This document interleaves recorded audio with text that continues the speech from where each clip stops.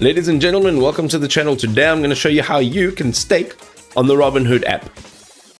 Ladies and gentlemen, let's stake some crypto on the Robinhood app. So first of all, open your app and navigate to your cryptocurrency portfolio to view your available assets. The next thing is to choose either Ethereum or Solana from your holdings and then tap Get Started with Staking or Manage Staking.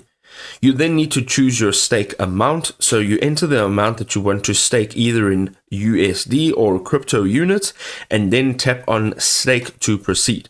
You'll then review all the staking details very carefully, including the bonding period and the estimated rewards, and then confirm your request. So your crypto is locked during the initial bonding period and cannot be sold. The duration will vary by each cryptocurrency. Rewards begin occurring after bonding completes, and it's paid in crypto based on the estimated APY minus platform fees.